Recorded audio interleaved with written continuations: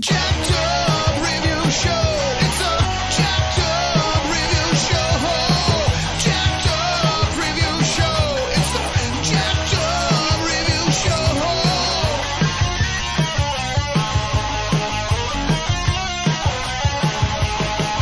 Join us as we cover many an insane movie and numerous cult TV phenomenons.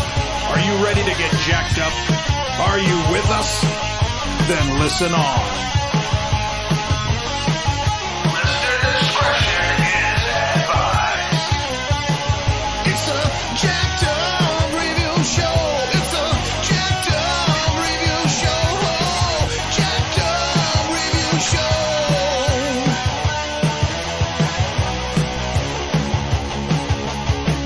It's a jacked up review show. It's a jacked up review show. Jacked up review show.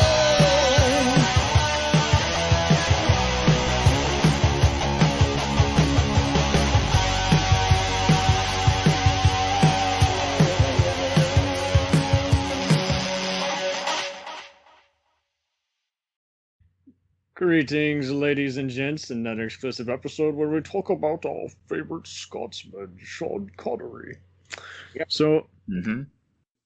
plenty of spy, espionage, royal acting, Sidney Lumet performances, and anal bum covers. Honest gentleman from the Venture Brothers. Yes, we are a league of extraordinary gentlemen. So, I'll just circle around. JJ, what was your intro to Sir Sean? The name is Bond.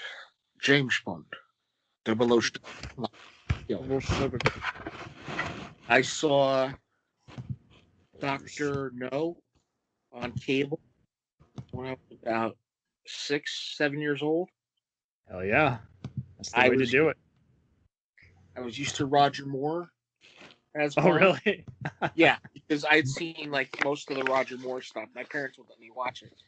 And they're like, well, you know, there's another guy who played James Bond. And they're like, who? I was like, Sean Connery. And I'm like, oh.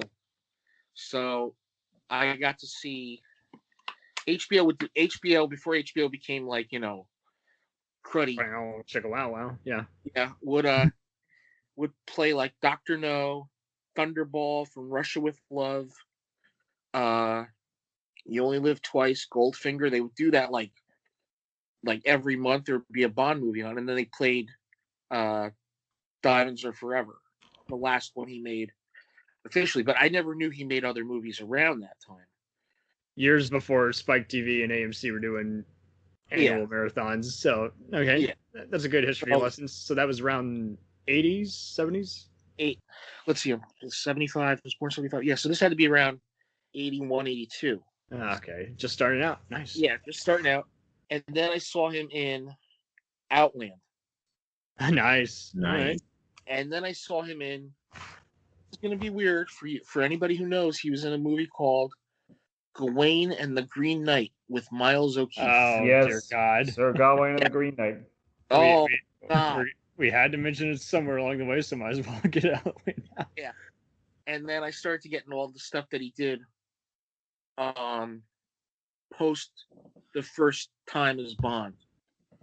Nice. That would be, you know, The Hill. This is like later. The Hill, Yeah. The Great Effect, the Molly Maguires. Oh, yeah. You know, Wrong is Right, Meteor, you know, Highlander, of course. I'm a Persian Scotsman. I'm Egyptian. He's an Egyptian playing well, he's an Egyptian playing a Spaniard playing a who's with a Scottish accent. And then I started to watch other movies that he did, you know, the stuff that he was doing later in life. And of course, you know, I got to see him play Harrison Ford's dad Right? Mhm. and The Last Crusade, which is my favorite movie of all time. By all means. Yeah. So Yep. All right. that's how I Jonathan. got Sean, you know, Sean Connery. Sean Connery. Jonathan, what was your first encounter with Connery? Well, this will kind of show my age here, but The first movie I saw of Connery was in the theater. It's the only movie I saw of his in the theater. Was the League of Extraordinary Gentlemen. Okay, so end of his career. Nice. Yep. Did you just instantly just see that he's just kind of a badass, always playing even these spies, other ass kickers, and all these other various period pieces and crime films and? Oh yeah, and that's what drew me into him and what made me discover a lot of his films later on, including the one I'll mention later. For sure. And Daniel, where did you start doing your first Sean Connery impressions? Well, actually, the first Connery movie I remember seeing as a child was Indiana Jones and the Last Crusade. Yeah! Mm. Junior! Junior, we named the dog Indiana. But from there, I got to know him better, and of course, as a child, I loved Dragonheart. Yes, I know it's not a very good movie, but I enjoyed it nonetheless. And then got to know James Bond, and The Rock, I think it was probably the one I knew him the best for. For sure. Oh yeah. So that's a good intro. I was very much a 90s kid. I would surf around. He was definitely one of those actors you didn't have to sneak in any kind of films, that you might not initially be able to see, because he just had been so many audience-friendly movies as well as mature audience films and all that. And so he just was always... I think what held him together is he, even more so than even, say, Harrison Ford or Clint Eastwood or even some of these other people who tackle different genres, that was just it. He would tackle different genres, but he also tackled different roles. He never had a big enough head to where he's like, yeah, sure, I have nothing wrong with even doing the supporting role. He seemed very cool in interviews. And of course, fortunately, I'm not the crowd who only knew him from SNL parodies. No, I knew about him plenty, and I always looked forward to even checking out his movies. And even if I didn't like him, he was definitely one of the first ones I would rewatch him, because I just was so enamored by the performance or the character, or just wanted to see why other people liked it so much before I just said, okay, tried and fail. So I'll start us off here, since we can't not talk about Sidney Lumet. First role I'm gonna mention has to be The Offense. Oh. As a UK policeman who crosses the line and just beats a kid, rapist, and killer just within an inch of his life, and then finally kills him. You see in reverse chronological order just how he got to the stepping point where he's very indistinguishable from the murderer. And it's just... Lumet, again, has a wonderful time, Dog Day Afternoon, Network, various other 90s, 2000s thrillers, just knowing how to frame actors, This is the guy who did fucking Failsafe and 12 Angry Men, so he knows what he's doing. But this has to be one of his best films, just because one room, so one location, one setting, and just the dread-filled music just reminding you that this is a horrific thing you want to know more about, and was he wrong at the end? Was he right? Even though he committed a crime, and even more so, just, would you have acted any differently? Would you have just this once acted unprofessional and just beat a shitty person to death? And how you get to that point? How do you break down and get to that point? Has anyone else seen this one? Yes, I have. Never heard of that one. I actually watched it in college. Oh, wow. Yeah. Because we could get... This is like when we had VCR, so The Offense was on one of the tapes that we had. And I gotta say, this movie was made in 73, so he's 2 years off of doing Bond. Right. And he loved Sidney Lumet. They did The Hill together. Right. In 65. About second or third movie they do together. So yeah. So with this, it's kind of like he plays out of that comfort zone. You're not rooting for him.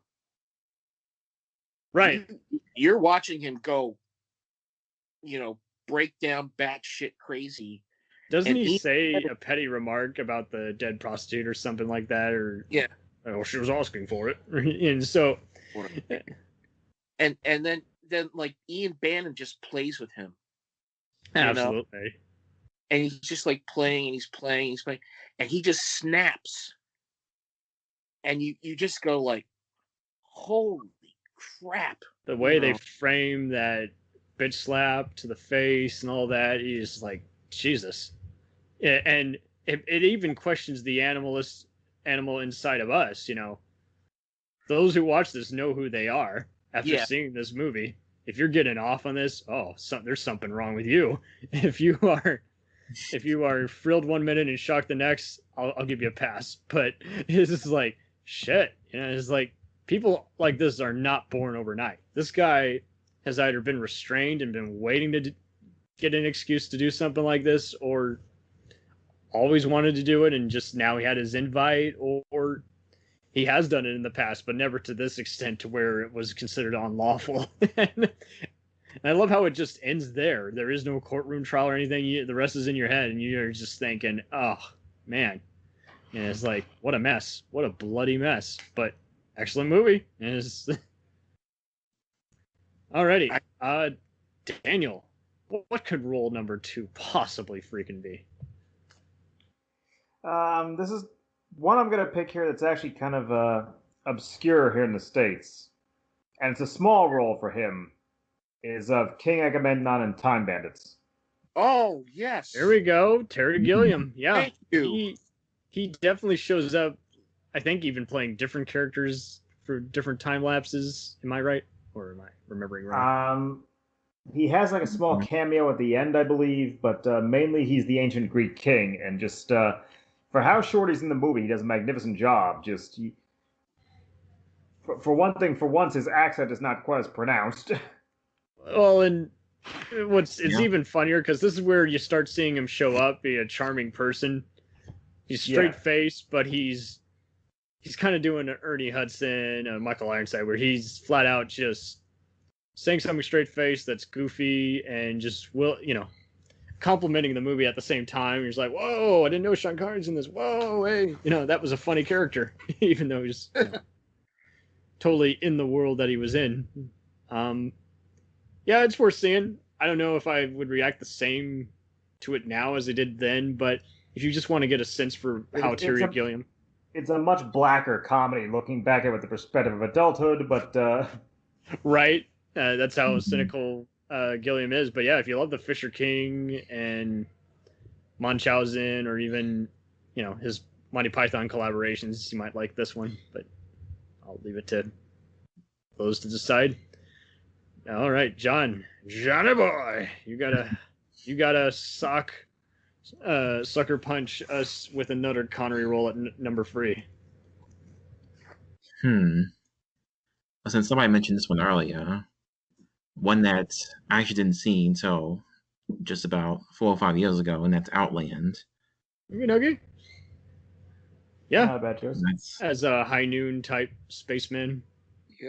Yep. It's a good fight scene in a kitchen. I don't know if he actually scourged or burned his hand on the stove, but it looked real. I bought it. Yeah. Just, what was it just kind of really about the persona? Just seeing him in another sci-fi role, or just... What was that? And also, that type of film, just like the amount of tension that film brings throughout, and especially how his performance goes throughout the film, which I found very interesting, and not a typical comedy performance that you would see later on. For sure. Yeah, it's definitely one I like to rewatch once in a while. It's not going to work for everyone, but I mean, it's cool seeing just again, when people were trying to be just different. It's like, okay, same story, different setting. Boom, let's try this. So rule number 4 gets to go to JJ. Okay, I'm gonna have to go with probably a role that he really kind of he pushed himself away from Bond with this, and that goes with uh, The Hill in Yes. 1965. And I'm going to say this right now. I've seen The Hill about 3 or 4 times. And Lumet is one of those rare people, he's kind of like Bernardo Bertolucci, where he can take something that isn't pleasant or isn't necessarily even a movie that you would really want to see again, but you're tempted to watch it again because the layering is just a little more in your face, and just he knows how to be blunt without compromising his vision. You're willing to sit down for as many 2.5 hours as it takes to watch the movie, and whether he's torturing you or whether he's being very dramatically rewarding, you never know. He's really knows. This is the guy who adapted plays for anthology type shows, and then became did a lot of Dumont Playhouse and U.S. Steel. Right. From what I'm reading. If he hadn't done this, Milos Forman or some of those kind of Greek filmmakers who came over to the States eventually would have probably tackled it, because it's such uncompromising stuff, seeing these guys in a military prison and just flat out not only seeing the atrocious conditions they're under, but even the slurs and other Cockney type remarks, and if you can. The thing I hate is Harry Andrews' character, because he pushes them. And but you look at who's in that movie. Ozzie Davis and Ian Bannon, who we'd worked with in The Offense. There you go. Harry Andrews, Ian Hendry, Roy Kinnear, who you would never expect to be in a movie like that. And I'm trying to think who else was in that, but there's a movie he did before that, or a movie he did after that, which I don't think anybody's ever seen, called A Fine Madness.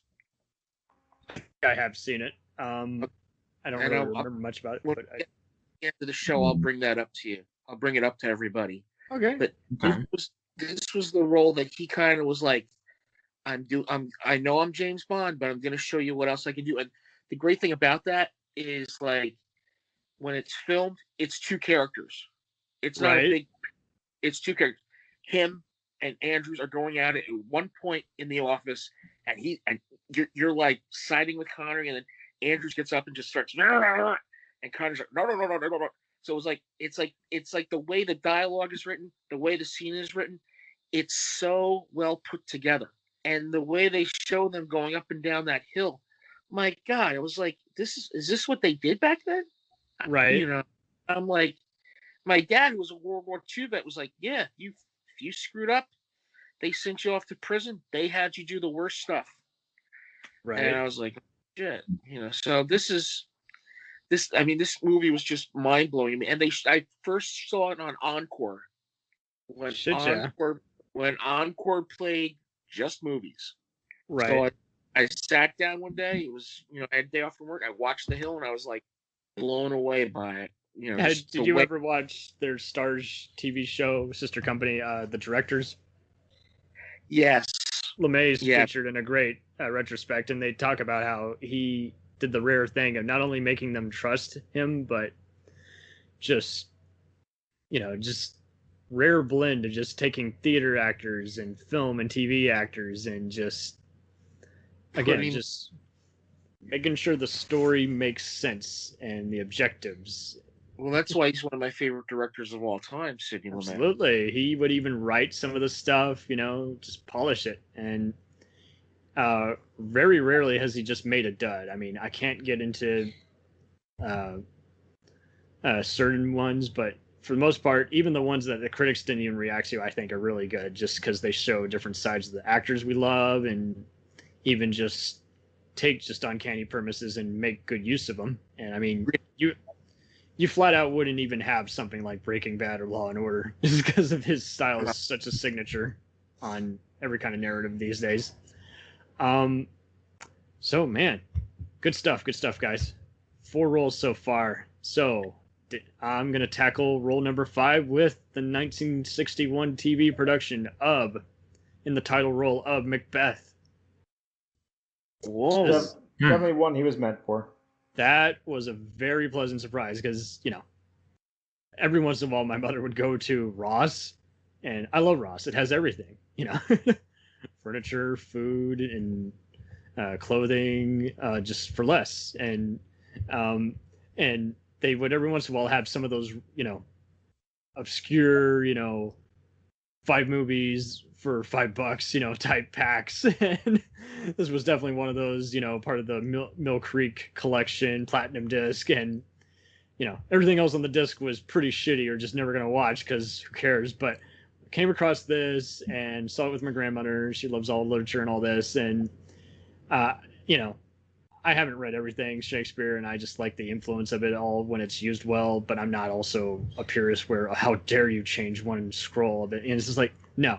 Shakespeare is just meant to be performed, and you have a good show if everything makes sense and it's epic. If it's not epic, it's just shitty. It doesn't matter what it's based on or not. But this one is really cool because it even it's pretty edgy for, a TV movie. It wasn't shown as part of any anthology, although I wouldn't be surprised if it was in another country, if it were Spain or what have you. But it's just much like with a better version of Hamlet or something. It just shows him just hallucinating, killing a man, taking back his kingdom, going insane, much like in his Lumet productions. And so that's why it works so well. It may not be a must see, but if you ever see it pop up on YouTube and you got an hour to kill, go for it. I just like, so when I saw him in his later, king roles, clearly I'd already seen those plenty of times, but seeing him here later is like, yeah, fuck yeah, he's born to play a king. So as role number 5, role number 6, Daniel, I'll let you tackle. I'm going to have to give a tribute to my dear mother here since St. Patrick's Day coming up and say Darby O'Gill and the Little People. Oh, thank you. The role that actually landed him Bond, by the way. Yep. The Little People. It may not be a horror. Thing. It may not be a horror movie, but it is a fun, cute little movie that I think actually holds up pretty well. Yeah. Was it produced for Disney, or did they just distribute it later? The Disney produced it, I believe. They even did a TV special about it. Yeah. Yeah, he gets to sing. Walt met the king of the leprechauns with Darby O'Gill. Yep. Perfect. I've seen clips of that. Yeah. Yeah, he handles himself really well there. You totally buy into his, he gardens, he sings, he frolies around. Strapping young farm boy. Yeah. For sure. He'd just done Marnie for Hitchcock, I think, so yeah. Alrighty. Jonathan, fire away. Well, I guess I'll be on the obvious ones, but I figured I'd mention it now before I do it later, but I'll say The Rock. The Rock. Yep. I mean, I don't know Losers go home. I don't know what else I could say about that. Losers go home and fuck the prom queen. Oh god, I love that line. Of course, the one line that my dad always quotes every time: "Gentlemen, welcome to the Rock." Welcome to the Rock. Welcome to the Rock. For me, it's when the colonel or general, whatever, says about how the tree of liberty must be refreshed with the blood of patriots and tyrants, and Sean Connery says, "Patriotism's a virtue of the vicious, according to Oscar Wilde." Right. Mhm. And I love how the entire time they hint that he might actually be Bond or some other, British spy with a bigger history. And much like with Indiana Jones Free, it is cool seeing him not only kind of do a tribute to his earlier roles, but also kind of being very comfortable, grounded in similar kind of grit like other military thrillers around that same time, like Under Siege and his own Hunt for Red October. So it was just cool seeing him just handle himself really well there and anchor the movie. I mean, you get to act opposite Ed Harris and John Spencer. Life is complete. I mean, shit. You actually mentioned how good chemistry with Cage. Yeah, And keep that swarmy scientist boy in line. Yeah. Yeah. I mean, fuck. He's with Candyman's Tony Todd there too, and just acting oh against god, this all-star cast. I could quote a lot of scenes in that movie. Right. I With want me. my fucking money. uh, It's like, did you see Michael. the because Elton John song Rocket Man? I don't listen to soft ass shit.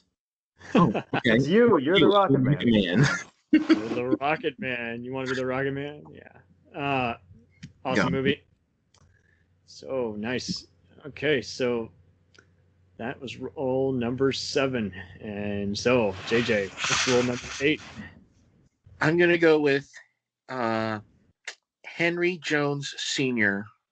You had to. Yeah. Man. How can you not? I mean, because I'll let you explain. Yeah. with Indiana Jones and the Last Crusade. Now, the backstory was they had done Temple of Doom, and at some point, I think Lucas turned to Spielberg and said, "You know, wouldn't it be funny if Indiana Jones' father is James Bond?" Right.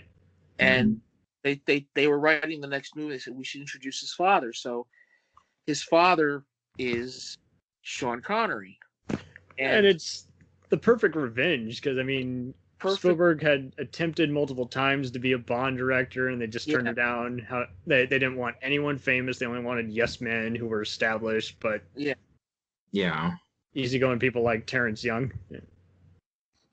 The thing about that movie is my dad and I bonded over that movie because it was kind of like we had a little bit of a falling out when I was younger. But I'm sorry. No, it's okay. It's okay. He was just really we would always watch it when it was on. But the thing I love about that movie is the way it's the paradigm shift in some way. Absolutely. Mhm. It's very visual when it needs to be, and it mixes brutality with, all the war scenes and all that, and the adventure. And But when he's on the motorcycle and they're driving, he says, he's saying, but Valencia, 400 this, you want to go in half the German army's after us, and you want to go after these? And he says something, and he says, a couple of selfless martyrs, Jesus H. Christ, and he slaps him. Right. That's for blasphemy. Yeah. The holy, the holy grail, the forces of darkness be over. Like there's, he does this part, and you're listening. You're like, oh my god! Now I know why I had to listen to my father all the time. When he would tell me something.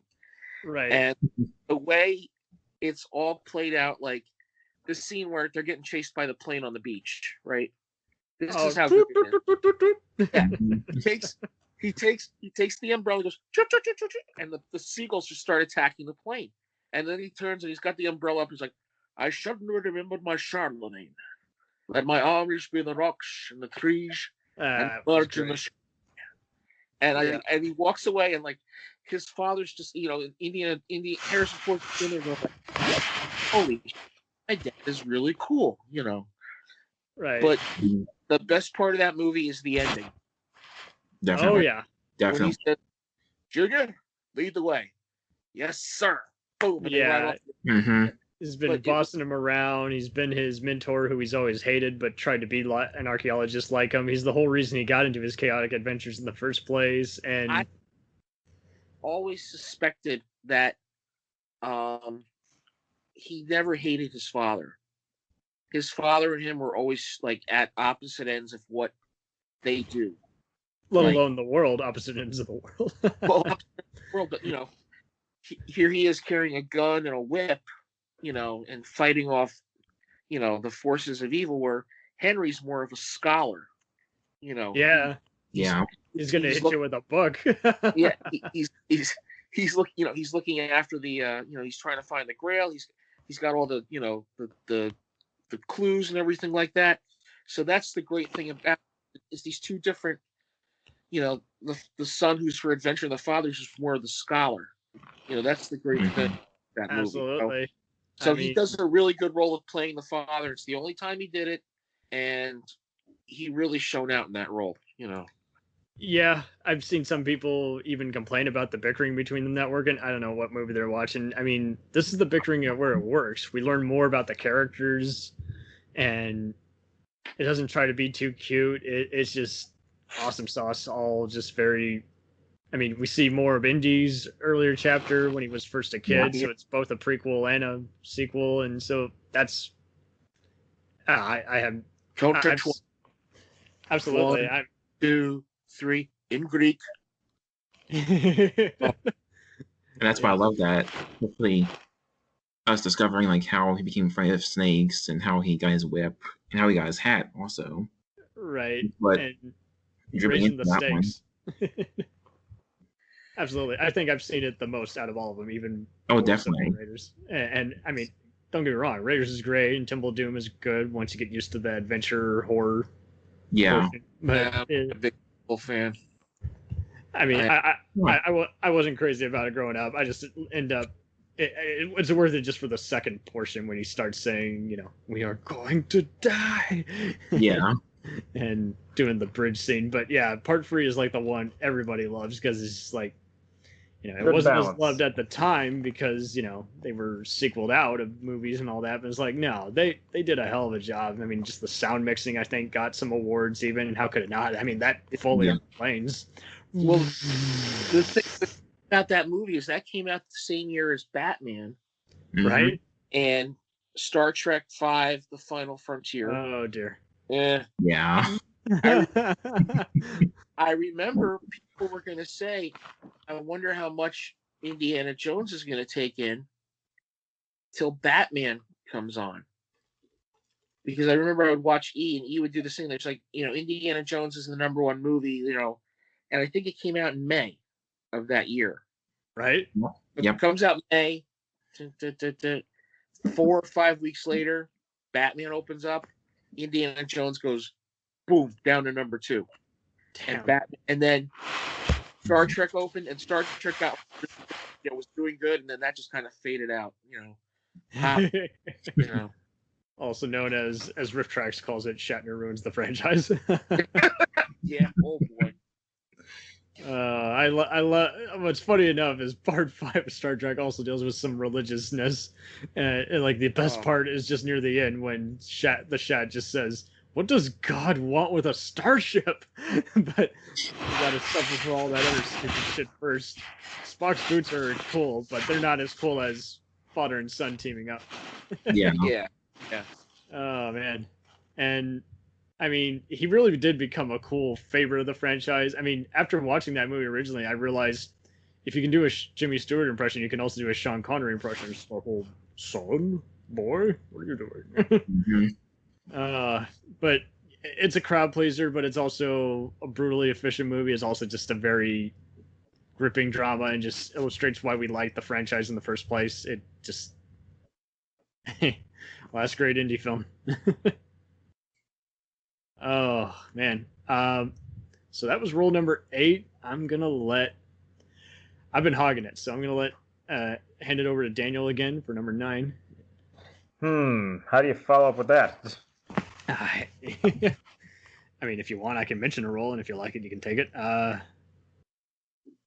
What about? I mean, you can just tell us about James Bond. Just just the Let me role. go through my list here. Actually, it's a bit of an oddball choice here.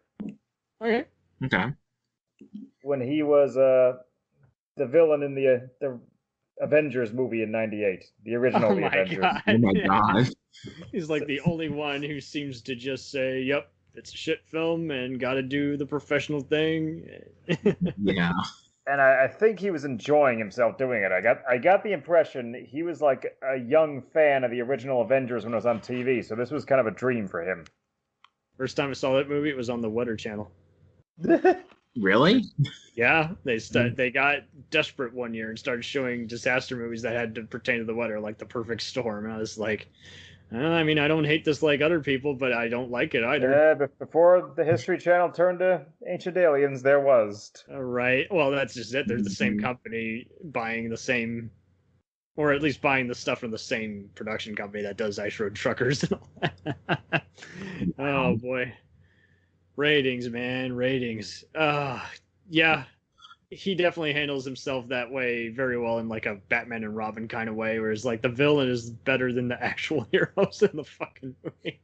You don't remember Ralph Fiennes or Uma Thurman. You remember Sean Connery and saying, "Oh, that's right, I did see that stupid movie. Why was the show so good?" And yet, that followed the Lost in Space route of just don't adapt a TV show. Yeah. Yeah. And the thing that movie also had too was at one point Patrick McNee did a cameo. Right? Didn't they cut it out or something? And he was pissed. No, he's in it. Oh, okay, I don't. That shows you how much I remember. But he's invisible. Man, He's invisible. They're talking to an invisible man. He plays the guy who's the head of the agency that Peel and Steed are on, and he's talking to them. So he talks to the character's father. Okay, but you know, it didn't work. Connery had a great time playing the bad guy, but there's no chemistry between Uma Thurman and Ray Fiennes. I'm saying that straight off. Yeah, Patrick McNee, he never really had, like many of the Man from U.N.C.L.E. guys. I mean, freaking Paul McGillen gets freaking NCIS playing Ducky, and he gets all these, you know, they star in all these questionable movies, but, you know, David McCallum fares way better, and while McGee, I mean, he's like the best part of A View to a Kill, one of the worst movies ever, so, yeah. But the only good thing is the song. Right. Oh, yeah, I think you summed it up. So, what's number 10 going to be, John? Is it going to be James Bond as a whole, or is it going to be something else? Okay, well, I could probably say Bond, but for me, my favorite comedy film is Bond, is Goldfinger. That'd be. No, that's fine. I mean, It's when we probably do the definitive roles, Bond movie. Yeah. when we do roles as a whole. Yeah. Goldfinger, I understand why people like it because it is kind of more suspenseful, and it has a diabolical heist that's been referenced in everything from Die Hard 3 to plenty of other gold heist movies. Right. All right, there, guys. Yeah. All right. Yeah, I'm sorry. fine. I heard somebody's cooking. JJ, you okay? Yeah, my speaker is. I dropped off. Sorry about that. Okay. Oh, okay. It's getting a bit of an echo. But yeah, so, I mean, I can understand that most people like to be nitpicky and say whoever's first, that's who I consider first. I don't look at it this way with Bond. I think most of the actors do a good job. It's just, I mean, with Connery, you know, you had to have, he was bringing that suave energy where he's like this man of mystery, you know, years before. Sure, good not sir, yeah. And I mean, even from Dr. No alone, you knew, okay, who is this guy? He's good at surprising his attackers. He's good at playing a card game. We don't even know if he even won it, but I take it he did, given the shit-eating grin he had on his face. So, I mean, he brought that moody energy. I mean, how he would even dispatch the guys. I mean, Yeah. That's definitely years before watching, you know, any Planet Hollywood movies. It's like, okay. No, I go into that more because, see, he was making sure it was clean. No one, you know, he was thinking like a murderer legally since he's a spy, but he was also just, you know, being a lady killer and just, I believed it. And without seeming too, I mean, James Bond is basically always kind of a guy's fantasy, but he did it in a way where I didn't ever feel like he was a you know, misogynist or any of that. Yeah. Here's the thing with his Bond. His Bond was very serious. If you look at, and then Lazenby takes over for the one movie, and it's kind of like, you know, a fill-in for a little bit. When Moore took over, it was humorous. Moore kind of said, "Hey, let's give him more of a sense of humor about things." But Connery was always so serious. It was serious, but he would make those little quips. Like, you expect me to talk Goldfinger? No, Mr. Bond, I expect you to die. Absolutely. And he'd have smirks on his face, but yeah, the movies were always self-contained, over the top, but always Yeah. serious. And that's where everyone's got to kind of remember is like, it's also the actor's only as good as the material. Is like, okay, Mhm. um, you know, much like Batman, it's all the tone. Roger Yeah. Moore. A lot of people either like or reject based on whether they like goofy movies, because that's how he plays it. He's playing a goofy version of the Saint, and Dalton and Brosnan vary based on the movie. It's like, okay, we're being campy this time, sure, I'll go that way. Okay, we're being serious, okay, we'll give you bloody serious. So, and Craig, was kind of also based on that because he was also kind of emulating both the book and kind of Connery's and Dalton's darker moments. So, I mean, it's a tough call because as an actor, you're trying to make everybody happy. So you're a shooting board gallery, Yeah. Yeah. He did Never Say Never Again, Right. which is the unofficial. Thunderball remake, and Yeah. it's now ironically owned by MGM now that they bought it back. Yeah. Yeah. Yeah. I even in that one he looked pretty comfortable, and I think it was interesting by that time because that was where Connery did a lot of stuff for money, but he was also one of the few rare actors who, whether he did or didn't want to be there, it didn't always show, and he just was a true professional. And for him to just say, "Yeah, sure, I'll play the role that got me on in the first place in an unofficial movie / remake of a Bond film," is like that. That was just one of those where the fearlessness in his movie picks really showed, in my opinion. I kind of like that movie. I like it better than Octopussy, which came out the same year. Because I got to say, with that movie, it's him having a good time, and I think him and Irving Kershner are having are like saying, all right, who do we bring in? Well, let's bring in Bernie Casey. Let's bring in Edward Fox. Let's bring in this guy. Let's bring in that. Okay, yeah. I'll go ahead. I'll work with him. And there's that relaxedness between them. Yeah, it's pretty predictable, but I do recall it being pretty watchable too. It's Mhm. pretty solid. And there's an unusual gold heist movie in like the second half of it, and it's kind of interesting seeing him kind of react to everybody in between the drilling and all the Yeah. car chases. Very well said. So we don't want to keep everyone here all night, so just swing away with all the honorable mentions. Highlander, we can say. Highlander, definitely.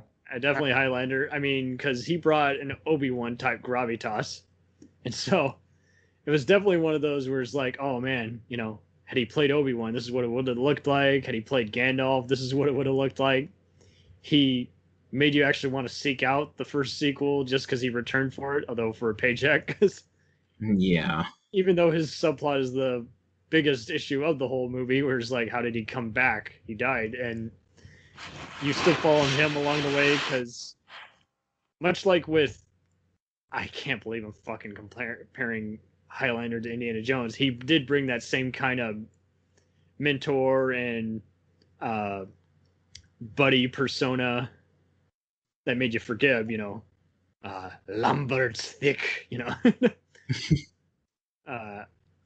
French accent, and he humanized the whole thing. And much like with Anthony Hopkins in Mask of Zorro, you do, even if it's not working, you buy into it. So that leads us definitely into Hunt for Red October. Yeah, he's not Russian, but clearly the voice tone wouldn't be unwelcome. It's just the accent's not there. But Yeah. can't do the accent. And I guess if we can buy, Alan Rickman as a German terrorist in Die Hard, I guess we can buy Sean Connery as a Russian captain who speaks in English. I'm gonna say 2 movies. I'm gonna go here with A Fine Madness, where he plays it was like the first role he did post Bond, Yeah. where he plays a poet who is basically going to be committed for being very violent, and all he does is he like writes poetry, and these women fall for him. And First movie he did with Kirshner before Never Say Never.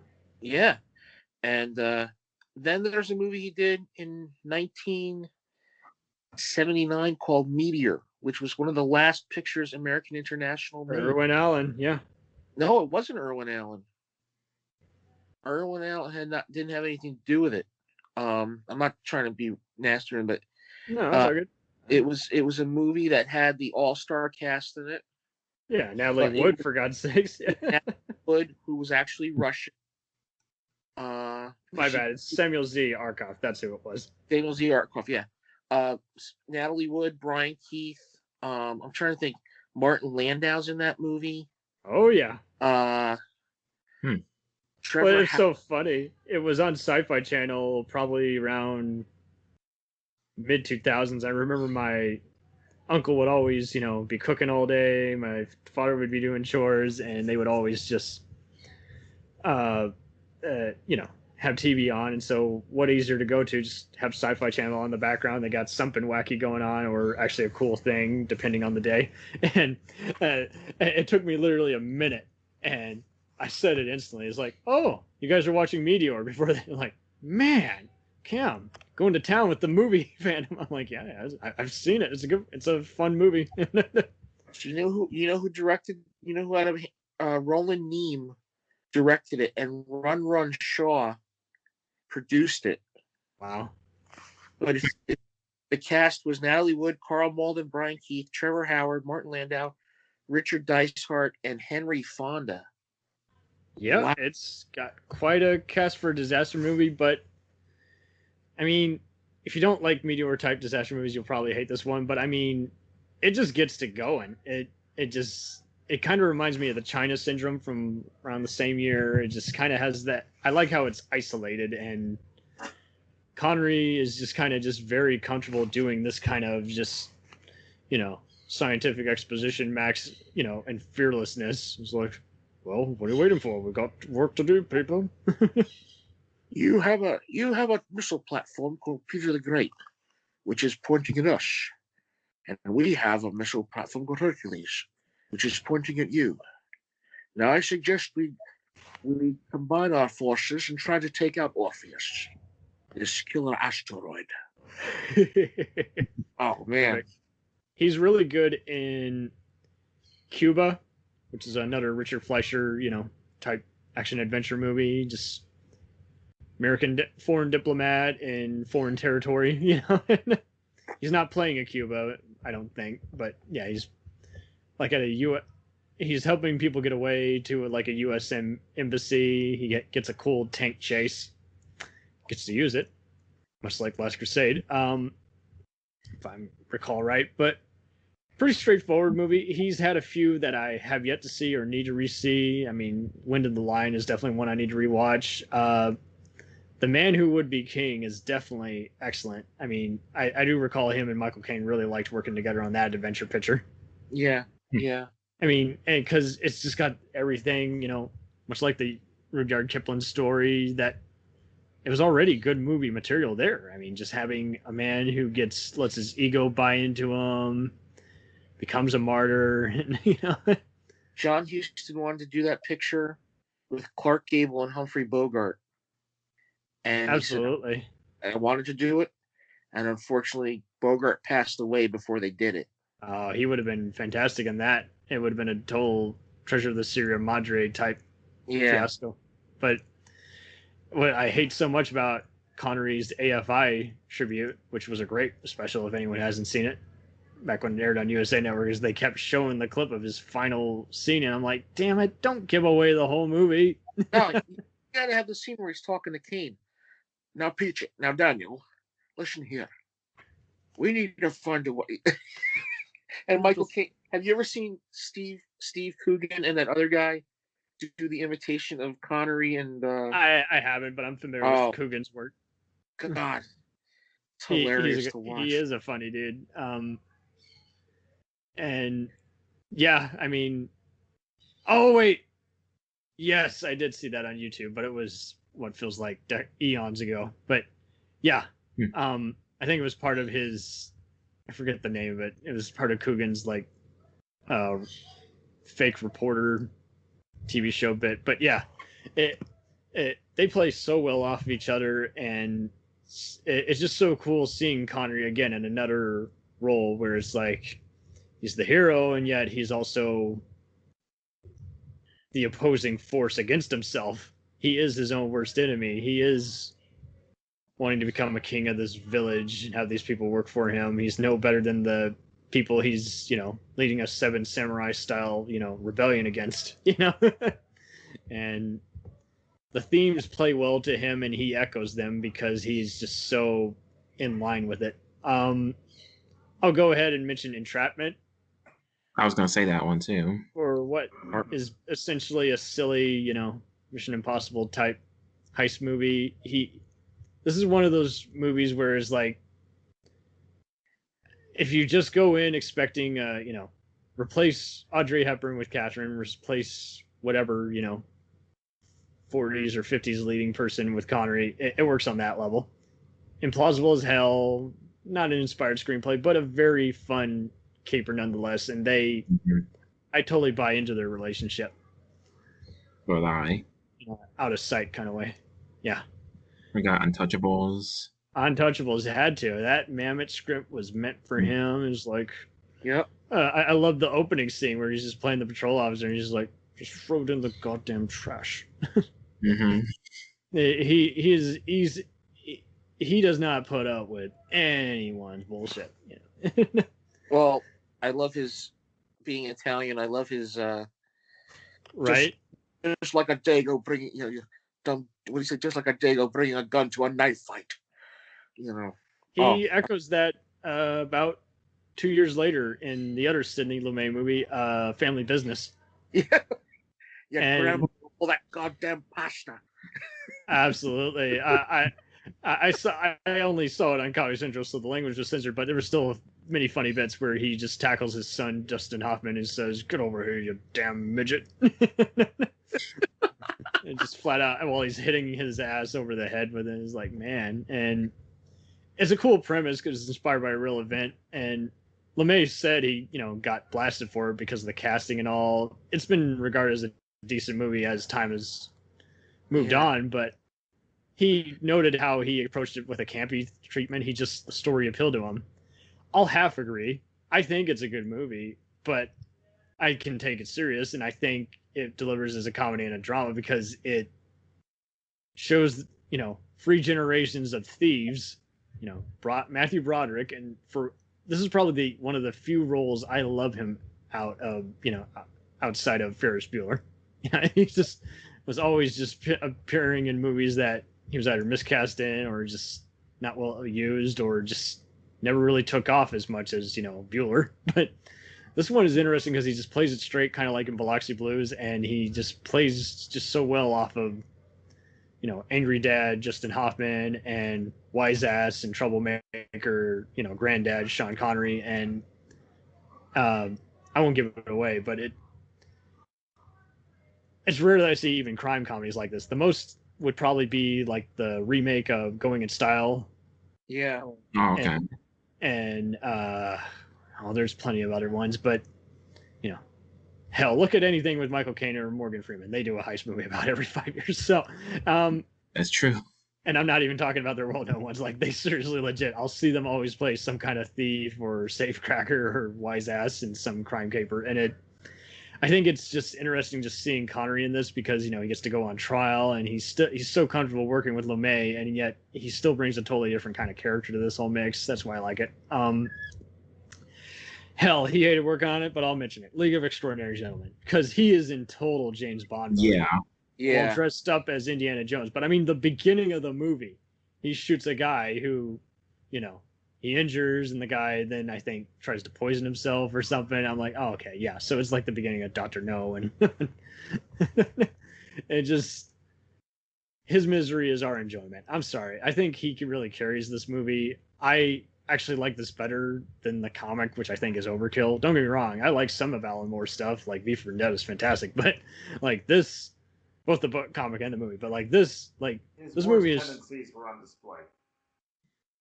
Yeah, I mean, if you enjoy it in a Rocketeer way, it probably works better from that. But I mean, '03 was a big year, and they had to play against not only so many other blockbusters, but Matrix type knockoffs as well as Matrix. I'm referring to the comic. Alan Moore's worst tendencies really were like on full Oh, display in that comic.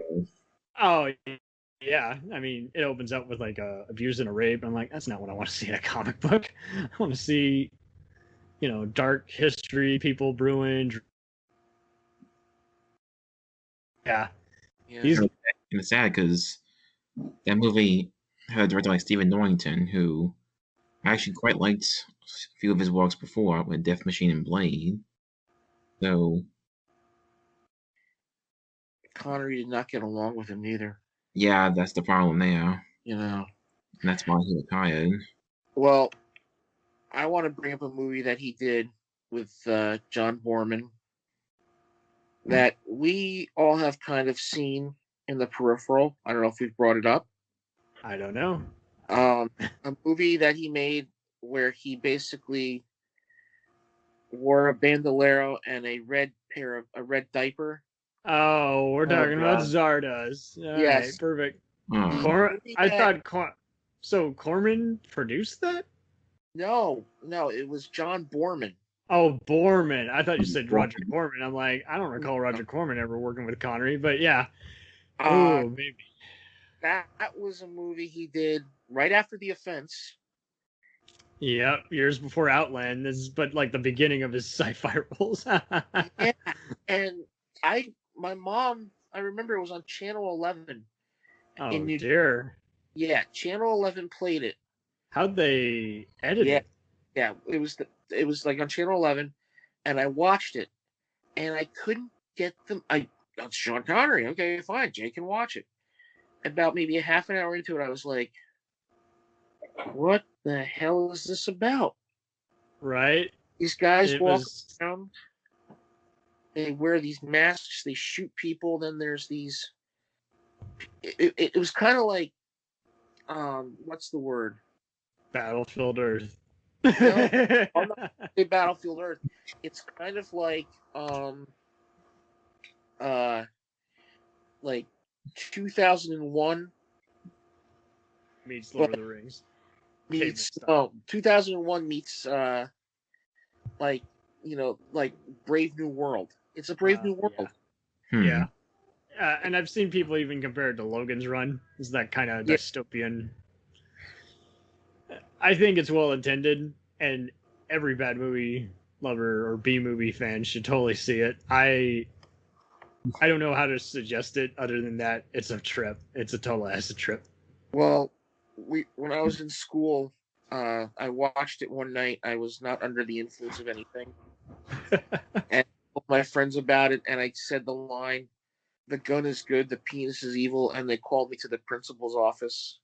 A movie called Zardoz, and I was just telling my friends about it. He's like, it was the vice principal's office. He's like, and he looks at me and says, "You saw that piece of crap?" Like, yeah. He's like, Thank God watch. Thank God your principal was a movie addict. He knew I loved movies. And then that's actually the name of my sister's car. Not making it up. She named her car Zardoz after that stupid fucking movie, and decided to watch it on Turner Classic Movies. Didn't even finish it. I'm like, why is it on the DVR? Delete this shit. Well, then he makes for like a paycheck. Wayne, the Sword of Valiant. I thought it was Gawain and the Green Knight. It's the Sword of Valiant.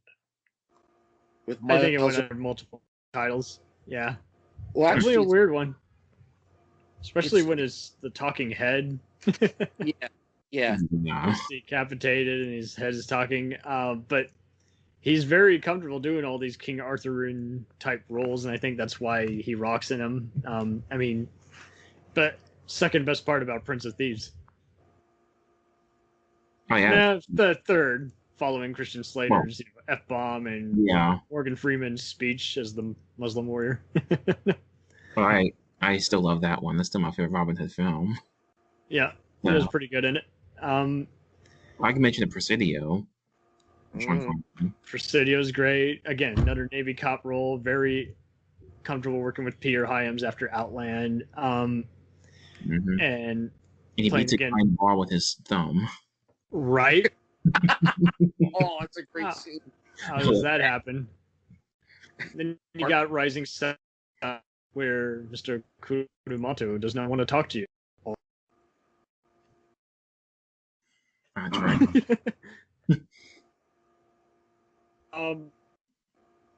Great Robin Hood movie, and a movie where he's half naked. Robin was a Richard Fleischer. Yeah, you never expect Richard Fleischer to do that movie. Right? Yeah. It was pretty pleasantly surprised. Sad ending, though.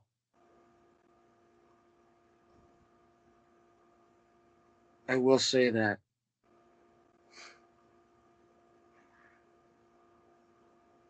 I can barely hear you guys. Yeah. Yeah. Cutting in and out. Okay, yeah.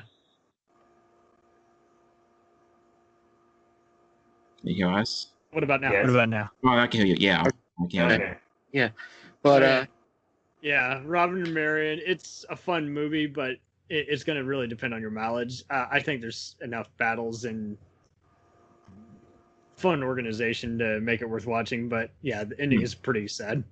yeah. First two. Oh, really? You remember? Does anybody remember that movie coming out? Say again. Yeah. First night. First night. Okay, yeah. Okay. And how wild how Jerry Zucker, used to be part of the Naked Gun and Airplane team, and then went on to do this in Ghost. I will say this. Never get drunk and go to the movies and see this movie because you start doing Monty Python. I can imagine. And it's so wild how this is also the second movie he's co-starred in alongside also the late great Ben Cross of Chariots of Fire fame. Oh, yeah. It's the main villain. Ben Cross was also with him in A Bridge Too Far in one of his earliest roles. So, Right. You realize it's the second World War II movie he did, Connery? yeah, he also was. Yeah, that's right. In The Longest Day, and I like him in that one more because he's just very wacky and he's joking. Like the day as they're landing is like, oh wait, don't wait on me. I've got all the military supplies, stuff like that. The guy he's with was the guy who was the Beatles manager in A Hard Day's Night, Norm Rossing. Yeah. Oh, nice. Yeah, but he does The Bridge Too Far. He does that. Yeah, it's kind of weird. He kind of would do. Sometimes he do cameo roles, and sometimes he do really far out stuff. I think he was just. I mean, and you see him contribute to occasional, just very obscure humanity efforts, and he just watching his AFI special back around 06, 07. It was. I mean, I remember my father even talking about it afterwards. It's like that was a very unique man on a very unique journey, who set out to do what he had to do. And it's like, yeah, that's true. It wasn't just the stupid Hollywood luck story. He decided at a young age, whatever, I'm not going to be a Nazi boy. He just decided I'm going to be an actor and I'm going to give the brutal honesty that I encounter in life. I hear he's a decent human being. I know he got some flack when he did like a Barbara Walters interview years ago saying, women do deserve to get, slapped in the face. And it's like, well, that's a tricky territory. It's not like he's saying I'm going to abuse him, but whatever. I think. Yeah. Go ahead. No, I'm sorry. Go ahead. I was done. I wasn't. I will say this about him. He had a very long and storied career, unlike his brother Neil. And if who anybody started on ripoff film. Neil, they did a movie in 1967 with some of the people from the Bond films called Operation Brother, a 007. Also known as OK Connery. OK Connery. Yeah. And the reason his voice sounds like that is because he had an emergency appendectomy, Oh wow. and he dubbed over his line, so they had somebody else come in. But It's interesting how the Connery family got into acting. His son Jason did some acting, was briefly married to Mia Sara, so there's the Ferris Bueller connection again. But yeah, Jason I'll always remember as being in a few awful sequels with Michael Caine to his Harry Palmer franchise, and playing the bad guy in Wishmaster Free. Ugh. you know, you don't act like your dad.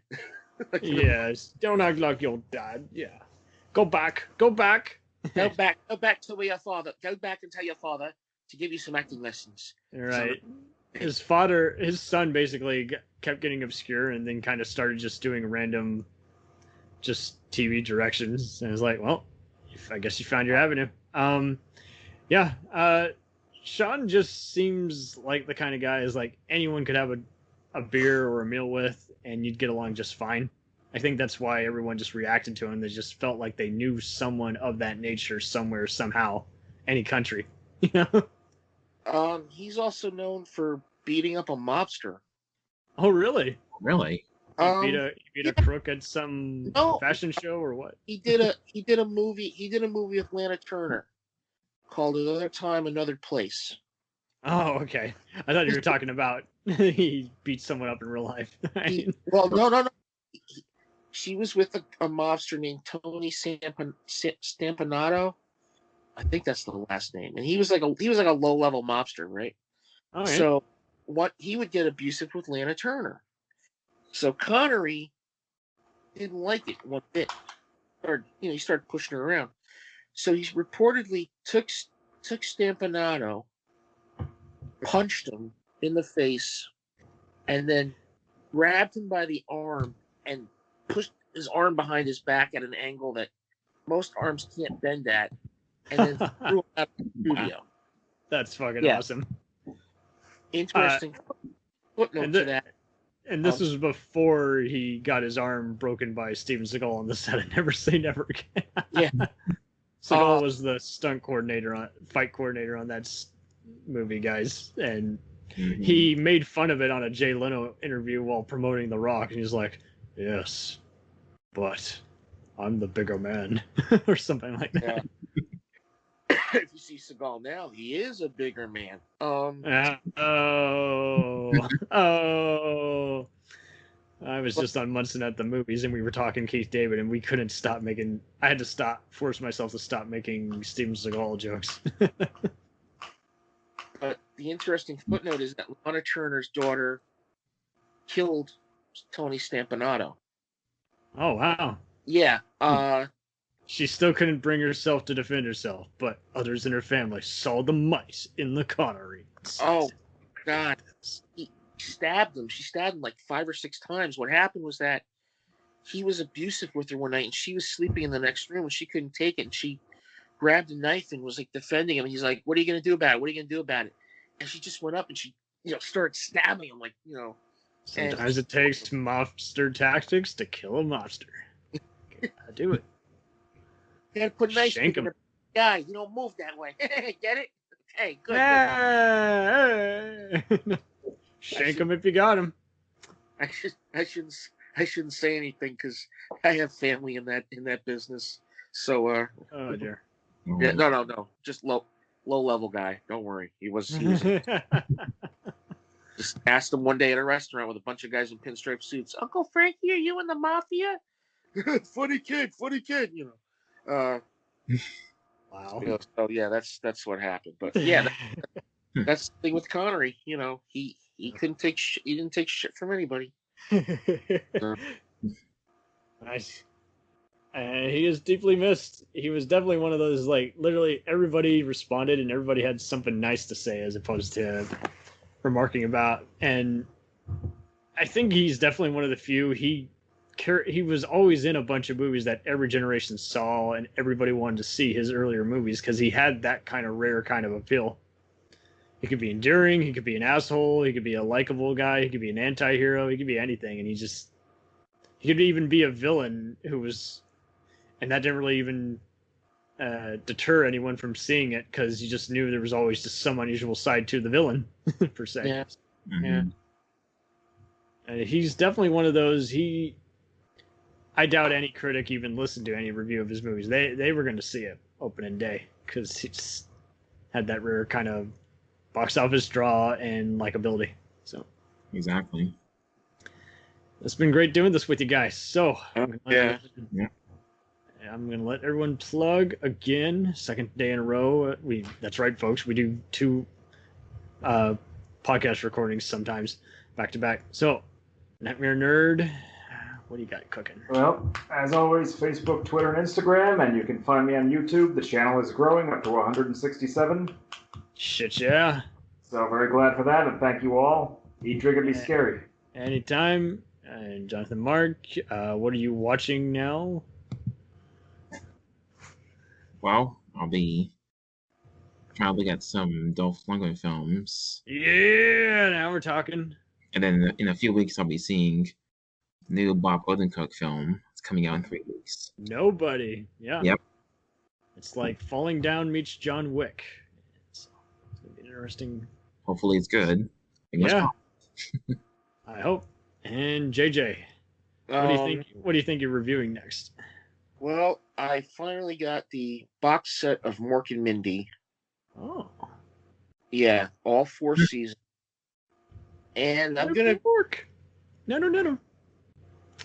review it because number one, I miss Robin Williams, and We all do. I think we all do. And I saw his Homicide episode recently, and I can see why he got an Emmy nomination for that. yeah, Thank you, Inspector. Don't take this the wrong way. I never want to have to see you ever again, because each time I see you, someone has died that I love. I remember seeing his Mulder episode. Yeah, he did so Yeah. many great guest spots, and for God's sakes, he did the comedy relief. He, Whoopi Goldberg, and Billy Crystal were the anchors of that for the longest time. But what I want to do is I want to go through each season. All right. That 4th season to me is always painful. They Because were running out of steam. they got married, and the bad thing was they got married. The good thing was they brought Jonathan Winters in, and Jonathan Robin's hero. So there were scenes they do together, and Robin Williams said at one point they would just keep filming and they'd run out of film because they would just go off on a tangent. And Behind schedule. there's one episode Jonathan did before that season where he played Mindy's uncle, and you have to watch it. I'll direct everybody to it. It's on YouTube. It's called Mork and the Family Reunion. In the family reunion.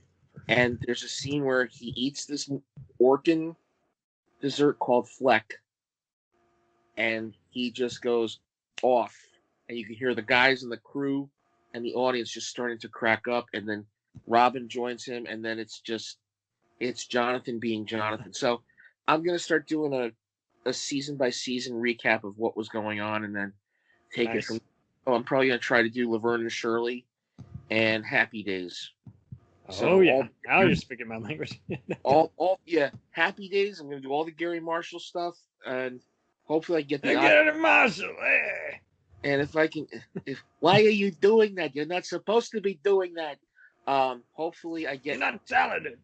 So hopefully I get to the Odd Couple, and I can just do all that in one.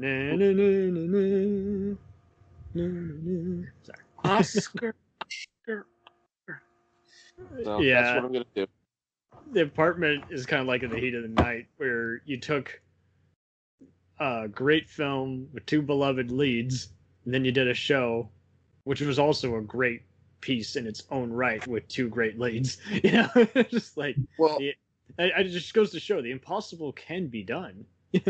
Well, the great thing about if you watch the first season of The Odd Couple, it's the set from the movie. Oh, I bet. It's not. What they did was they had multi-camera and then they went to single camera. So single camera, if you watch it, remember how it was all spread out in the original, kind of condensed. They were filming to get they actually had the apartment from the movie recreated. That's why when you watch the first, I think 1 or 2 seasons, it doesn't look like the normal apartment did in the later seasons. So that's the one thing we have to realize. With Very those, cool. yeah. So maybe I'll go into Blansky's Beauties and Who's Watching the Kids too. I don't know. Sure. Who's the boss? Just kidding. No. Kidding. No. I don't go near Tony Danza. Good night, gentlemen. At least something good came out of that, and that was Judith Light, who became Yeah. the TV queen. Still working.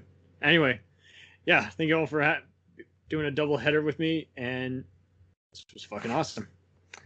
Connery, you are missed, but your work will be beloved by... That's the other thing that was great about this. We covered a person that there's never going to be any generation gaps. Millennials, you might try and kill all stuff that's cool, but you're not going to kill Connery. It's just everybody wants to be like Connery. Everybody wants to see his movies. This is one of them. Today I sailed into history. We saved history. Oh, losers who don't like my movies, they go home and fuck themselves. Oh, I am the king, baby. All right. Everyone, stay home, stay safe, and wear your anal bum covers. We'll return after these messages. Hey, feeling down? Feeling low? Not enough podcasts about movies in your life? Why not try They must be destroyed on sight. the new Podcast Cure-All? Sure to get you right with the world and on a path to better living. We have exploitation, we have Italian horror, we have zombies, we have slashers, we have crime films, we have spaghetti westerns, we even have sci-fi and sex comedies. So take a dose of They must be destroyed on sight. as needed, and let the hosts, Lee Russell, Daniel Harper, Paul Romali, and the odd guest host cure what ails you. Warning, may cause atrophy, African consumption, black fever, bone shave, chin cough, colic, cramp colic, dropsy of the brain, elephantitis, grocer's itch, jaundice, mania, miasma, mortification, palsy, Pott's disease, rheumatism, scurvy, St. Anthony's fire, summer complaint, and worm fit in some people. Consult a physician before listening.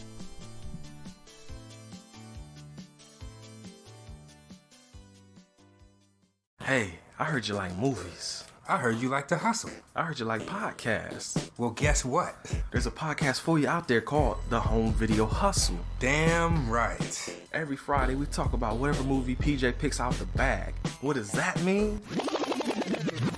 Every Wednesday on our YouTube page, I put a bunch of movies in a bag, and PJ picks one out at random. And then we just watch it. We talk about it for maybe like an hour, hour and a half, 2 hours, whatever we feel like doing, wherever the conversation leads us. But do we actually talk about the movie? Most of the time. Ah. Tangents galore. Yes. So believe me, we may be a movie podcast, but it's not always about movies. We might talk about video games, Music. Yeah, that's the big one. Music. Sometimes we might get a little bit of politicalness in there. Yes. Sometimes we may just, we know what we like to do. We like to tell stories, PJ. Ah, yes. I am the master storyteller Yes. of the podcast realm. Undefeated. So if you like to hear about movies, video games, whatever foolishness comes to our mind, the most random stuff you could think of, check out the Home Video Hustle. You can find us on the Stitchers, Yes. the Google Play, Yes. Apple Podcasts, What else? Podbean, What else? Podcast Addict, Goddamn. all that. Ain't no reason you can't get your hustle on. We everywhere, worldwide, baby. Hustle, motherfucking hustle. Hey, we can't cuss in the promo, PJ. Ah. We gotta be family friendly. There may be podcasts out there that don't want his hair say Ah. Ah. all Ah. that good fun stuff. Well, you. Yeah. don't run the listeners away, PJ. Ah, I'm sorry. But this is going kind of long. Yes. So we'll end this and say, hey, check out the Home Video Hustle every Friday on all the various podcast outlets. Peace. Peace.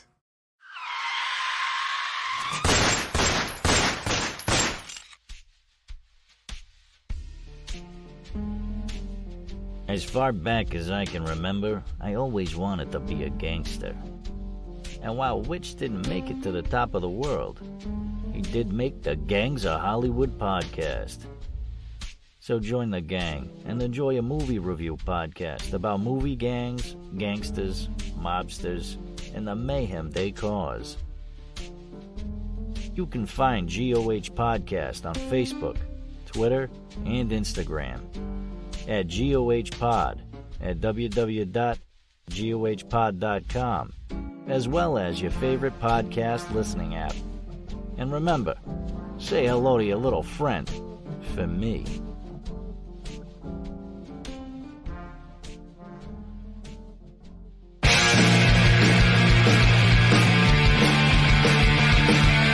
If you take two old punk rockers who are past their prime, put them in front of a movie screen, and give them a podcast, what do you get? Cinema Punks. Cinepunks. It's the mixtape of movies.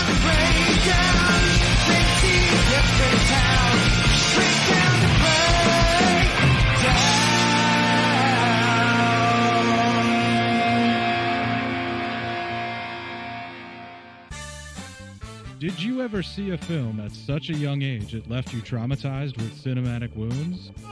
Necrophilia. It's a dead issue, man. Don't push it. Cinema Psyops is a weekly podcast documenting an ongoing experiment on the mind of an unwilling test subject.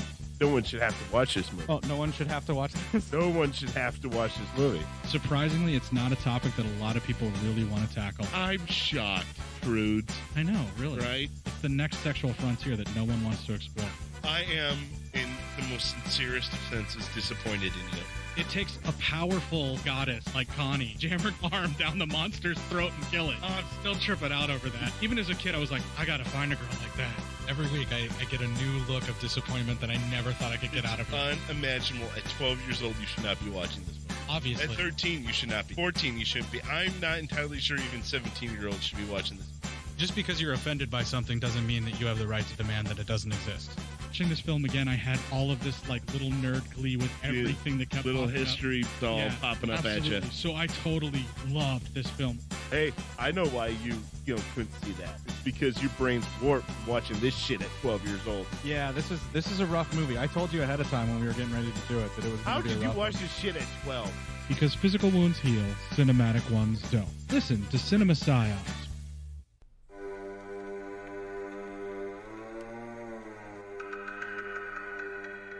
Hey everybody, I'm Corey. And I'm Zach, and we're the hosts of Podcasting After Dark, a cast dedicated to late-night horror and sci-fi of the 80s and 90s, often found on HBO and Cinemax. You know, the movies your parents didn't want you watching as a kid. You can find us every other week on Apple Podcasts, Spotify, Podbean, and Stitcher.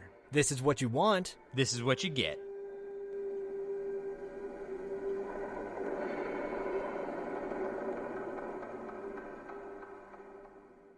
It's time, let's check our cue, baby.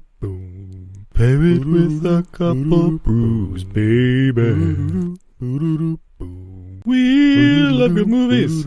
We love the bad ones too. So we watch them all and pass their lessons on to you. Oh yeah.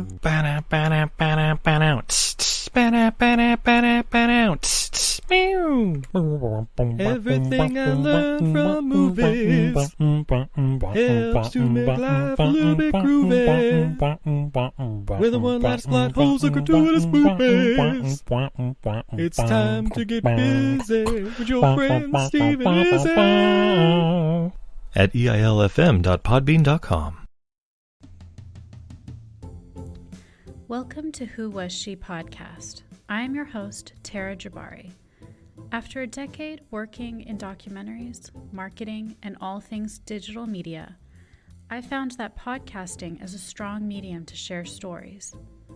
After years of producing for others, I decided to start my own biographical podcast. Who Was She will focus on the life of a woman throughout Baha'i history. The first season is about Lydia Zamenhof. Lydia's story explores the subjects of the power of language and faith. Her father invented the universal language Esperanto, and she came from a Jewish family and became a Baha'i. She grew up during World War I and was killed during World War II in a concentration camp, despite heroic efforts to save her life. How can one person's life intersect with so many others, connect across borders, and inspire a biography which inspired this podcast? Over the next few weeks, I will share her story with you, and the lives that were most affected by her and those who affected her life as well. They include her father, Ludwig Semenoff, her spiritual mother, American journalist Martha Root, and the Baha'i German soldier Fritz Mako, who worked for the resistance undercover while having to serve the Nazi Party. I want to thank the author Wendy Heller and George Ronald Publishing for their blessing to let me use Heller's biography, Lydia, The Life of Lydia Semenoff, Daughter of Esperanto, as a main and instrumental resource for this podcast. So please subscribe and learn about this amazing woman who traveled through 3 continents in an effort to bring unity through the power of language. You can also find more information on our Instagram, Facebook, and Pinterest at Who Was She Podcast. Music was composed and performed by Sam Red. I am your host, Tara Jabari. Join us next time as we begin our journey about Lydia Semenoff.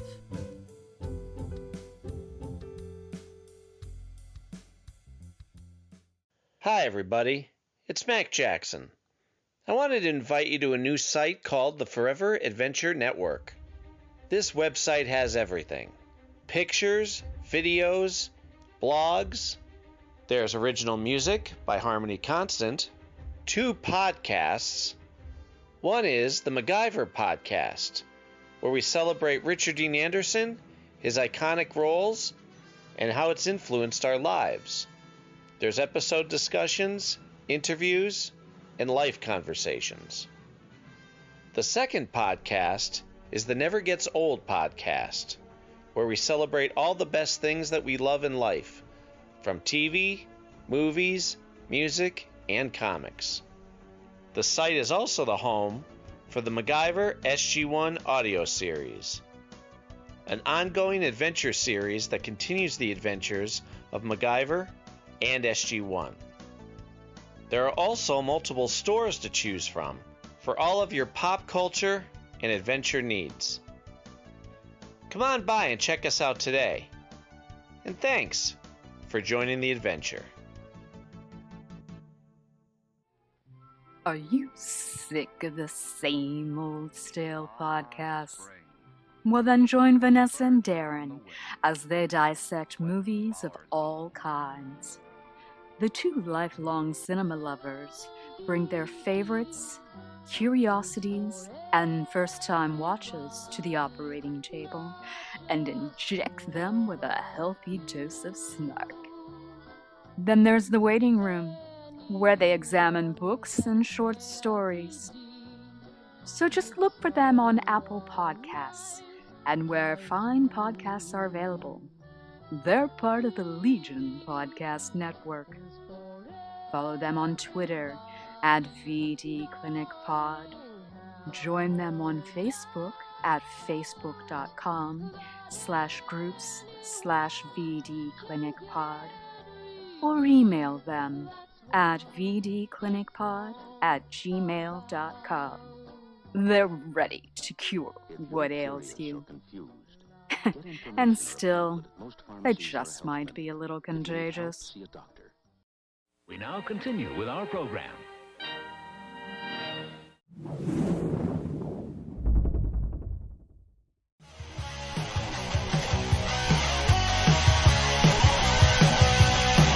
Follow us on the web on Facebook, Twitter, and Instagram. The podcast is available on Podbean, Spotify, iHeartRadio, Anchor, Apple, and anywhere else podcasts are available. Feel free to review our show and leave comments on any of those sites. Thanks a million for listening. It's a jacked up